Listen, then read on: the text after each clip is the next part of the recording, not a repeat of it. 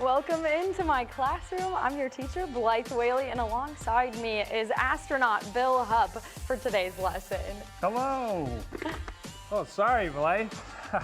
I was a little spaced out there, but let me tell you, I'm over the moon to be doing Sports Den tonight. It makes sense, as we're gonna have to go over the moon to get to some of these highlights, spinning us back in time. Thank you, astronaut Bill. Yes, no question. And this first highlight talks about magic, but science is what gets us up into space, not magic. Speaking of the magic, Monacello visited Spring Lake Park the other day in the Section 6-5 5A semifinal at Panther Stadium, their second matchup in 3 weeks. First quarter, Lamari Brown takes the pitch from quarterback Tyler Wilkinson, and the ball breaks the plane before it tumbles out of bounds. Panthers catch a break there. They take the early lead. Magic QB Isaac Hagan goes up top to Hayden Katzenberger to tie it at 7, though, as the Magic strike through the air. Matthew Buren, the senior co-captain, gets in the act, breaking it outside and rumbling all the way to the house to give Spring Lake Park a 14-7 lead at home. But late in the second quarter, it's Katzenberger again. This time on the fade, he keeps the feet in bounds, and the two-point conversion would be good. Magic take a 15-14 lead. Carter Smith would tack on a 28-yard field goal in the third quarter, and then they would add to their advantage. Look at the effort here by Tyler Wilkinson.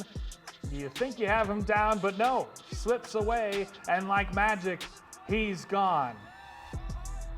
Panthers lead at 24-15 heading to the fourth, but the fourth quarter was when Monacello's magic really kicked in. Rushing touchdowns by Brock Holthouse and Jordan Wirtz here give Monticello a 28-24 lead. Somehow sneaks it in the pylon on the far side, and the Magic led. Panthers tried to come back. Lamari Brown takes the little swing pass, does his thing into Magic territory, gets out of bounds, so plenty of time for the Panthers to work.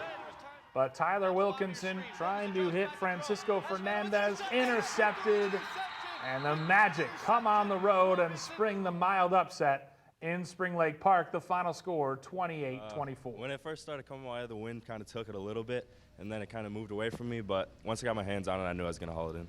Yeah, it looked pretty good. Then you scored a second touchdown. What does that feel like to get 2 touchdowns in a game as big as this? It feels really good. There's a couple games this season. I don't know, I haven't performed that well. I've had ankle problems and stuff, but it felt really good to give my team a chance to win and continue playing on the season. Absolutely, you played really good. Holthouse, you took over for quarterback for a drive. What was that all about? We put Wildcat in a couple weeks ago, and ever since then I go in for a drive or a couple of drives a game and see what we can do at me at quarterback. Yeah, it really started to work out well. And then you had 2 fumble recoveries and an interception to seal the deal. What did that interception feel like? Dude, that interception it felt amazing. I mean, I laid on the ground just in shock that I caught it and could seal the deal for our team. As we take a look at the Section 6 football bracket, Rogers moves on with a shutout of Park Center to the section final. And again, they made it to U.S. Bank Stadium last year. They'll play Monticello this Friday at 7 o'clock at Rogers. But Spring Lake Park tried to get a rematch with Rogers going in the section final just like last year, but coming up just short against the Magic this time in the playoffs. And turnovers often the story of playoff football.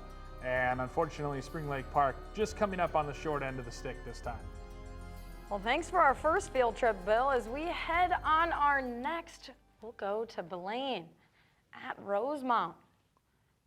As they head to the field, this battle, both of these teams getting set. It's the Irish nearing the end zone as they find their way in for the first score. It's Will Peroka. And just like that, he duplicates himself. We see it here again, but this time for distance. Will Peroka into the end zone, give him that 14-point lead. But Jackson Gassner finding his way on the outside and into the end zone. The Irish going on a tear. This time the Bengals finding some points here in this game. That was Torkson. But Gavin Caswell sneaking his way into the end zone just like a flash of light. You saw how fast he got in there for Rosemont.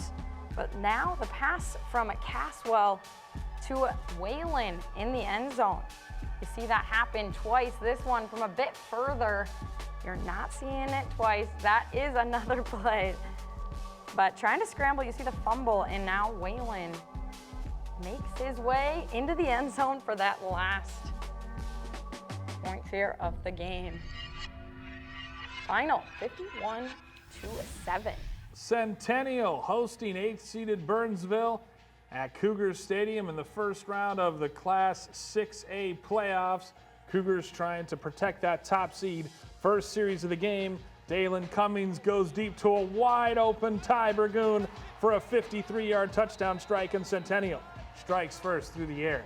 Next drive, senior running back Maverick Harbor punches it in from 5 yards out to give the Cougars a 2-touchdown lead. Later in the first quarter, Centennial goes back to the air. Tight end Tyson Bouch, his first touchdown of the season, and the Cougars were rolling. Remember, we're still in the first quarter. Later in the first, Brock Borgoff takes the pitch and finds pay dirt. Cougars led it 28-0 after 1 quarter of play.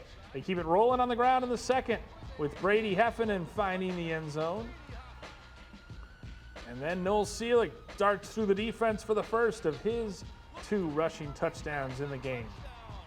Cougars up 42-0 in the third quarter when backup quarterback Brody McNamara gets in on the act.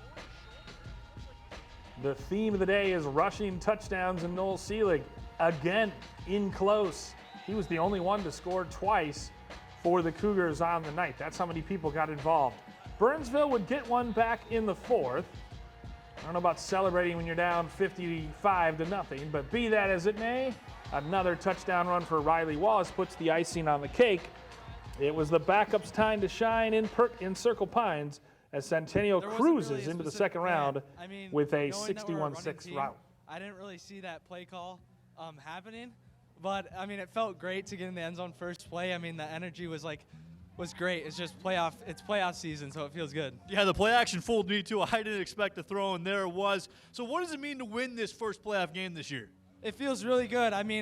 It's starting off 0-0 is the record, and starting off here, it feels good with the win. It's a good confidence booster.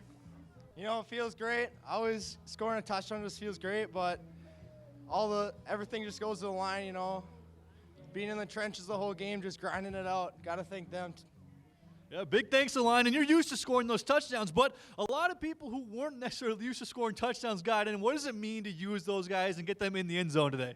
It feels great seeing those guys work hard all summer long and then finally get the opportunity to play and just do great, run some plays, kind of punch it down their throat and stuff, yeah. As Centennial moves on, they'll face Prior Lake. We'll have that broadcast for you live on North Metro TV. And again, Rosemont and Woodbury move along on the bottom side of the bracket. So the Stillwater region still very much intact as Centennial will have its final home game of the season on Friday night in Circle Pines against a good Prior Lake team. Centennial in this game, 44 rushes, 464 yards, and 7 touchdowns, Blythe. And I know Centennial can run the football, but to have 15 guys get rushes, that's pretty cool. Oh, yeah, we had some really high-scoring football games last week. But, Bill, thank you for taking us on that last field trip. And we're going to go on one more. We're going to head to the volleyball courts, Bill. Can you take us there? Absolutely. Just let me put on this trusty helmet as we head to the volleyball court. This is Blaine and Cambridge Isanti last week. This first one gets us started as the Blaine Bengals. Hansen finding the floor early. The Bengals continue to find their groove as Hannah Jakubek gets the ace. Blaine continues to rally, but this time too strong. This ball finds its way out. Cambridge Isanti going to try to find their footing in this game. This is Urvik and Naveed Rich putting it down for Cambridge Isanti to have a reason to celebrate. One sets up Jakubek to find the floor again to help the Bengals continue to push forward. Sophia Johnson served it into the net there. And Elizabeth Godes finding it. The Bengals overall throughout this game finding some great success. This one soars out. You'll see the accuracy on this play. Keep an eye on the outside, right down the line for Sophia Johnson. Cambridge Isanti. Keep an eye on the net. Stopped up here. And the Blaine Bengals able to win it. This one took 5 sets. An instant classic for the Bengals as they were able to move on in the playoffs. What a dramatic victory. The communication, the team worked really well as one, and everyone was talking the whole time, and the energy was really great, and it was a really good game. And I think some strengths from tonight were we're up and down with our communication and energy, but overall we played together very well as a team, and we pushed the last few points because we all wanted to win, and we came out with the dub, and I'm really happy with how it turned out.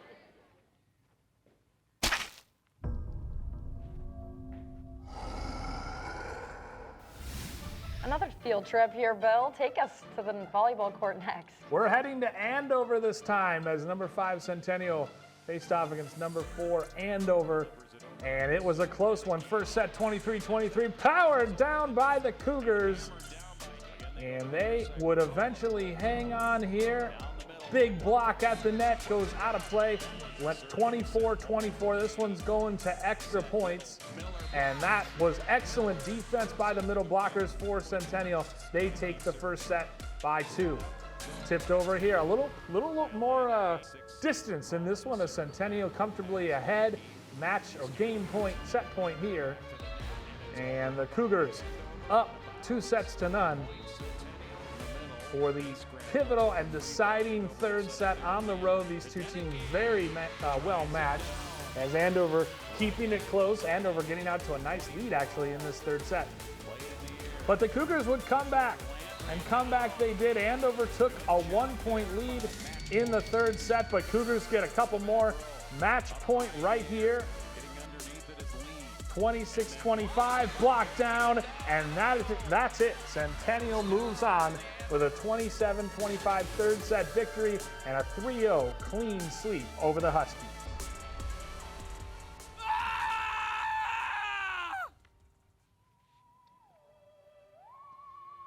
As we take a look at the Section 7 Class 4A volleyball bracket, and the seeds mostly held except Centennial, the number 6 seed, upsetting number 3 Andover in a good one. So that sets up a big matchup at Forest Lake in the section semifinals. Meanwhile, on the other side, Blaine moves on. They'll take on the top seed Anoka, who cruised over Coon Rapids in their first matchup. So possible cat clash, Bill, as Possibly. we hope is going to happen in that final. It'd be a rematch of the section final last year between these two schools as well, and we can only hope that it's as good as that one was. Well, Bill, our last field trip, take us there. That's right. We go to Champlain Park this time, home of the powerhouse Rebels in the Section 5 Class 4A playoffs, the state quarterfinals, as you see, or the section quarterfinals. Number 7 SLP and number 2 Champlain Park, and Carly Gilk, the All-American, gets things started for the Rebels as they have the early advantage. Spring Lake Park would respond though. Nice job by the outside hitter to rail it down. And the Panthers tried to stay close, but then it's more Gilk. There's a reason that she is going to the U, the 6'2" setter. Incredible, or outside hitter, I should say. Incredible for the Rebels. Panthers again trying to stay in it, trying to win a set and take this one in an upset. But too much Carly Gilk, too much Champlain Park, ultimately, as the Rebels just worked it side to side. Good block at the net, though, here by the two outside hitters. Ultimately, it would not be enough. Rebels move on with a 3-0 sweep. Just playing the best we can and playing together and then winning games and getting as far as we can. And then my personal goals is to just be the best leader I can be a positive influence on my teammates, and bring out the best in them in every game. So at practice, we work a lot on serving and our ball control. We also take some time to work on positional stuff. It's nice to have a lot of gym space to be able to break off and kind of break skills down more. And the key to success, I would say, for this season is just being one. We do a lot of team activities off the court as well as on the court. Just have that connection. And to be successful this season, it's just going to take hard work and grit. Like, leave it all out on the court. That's some nightmare fuel right there as we take a look at the Section 5 Class 4A volleyball bracket. And no surprise, it's number 1 Wayzata against number 2 Champlain Park, two of the best teams in the state. These two rivals have met up the last several years in the section final. And if anyone can take down the Trojans, it's going to be the powerhouse Carly Gilk and the Rebels. They'll meet November 1st at Osseo High School. Good run from Spring Lake Park, but that's a really tough section. Yeah, definitely. Well, Bill, take us back to our studio. Let's get in the rocket ship. We made it back. We are back here in Blaine at North Metro TV. But you guys, so much fun thinking about playoffs, and obviously as they continue on, that possible cat clash, like we mentioned, going to come up on our airwaves. We'll see. Yeah, for sure, for sure. And I'm not, it's hard to tell whether I'm in space or here because I'm surrounded by stars like Ted LaRue, like yourself, Blythe. Yep. This just feels very comfortable for me here. Well, on behalf of Bill Hupp, I'm Blythe Whaley, and our director, Ted LaRue, and my awesome crew bringing this set to you. Happy Halloween from Sports 10, guys. So long.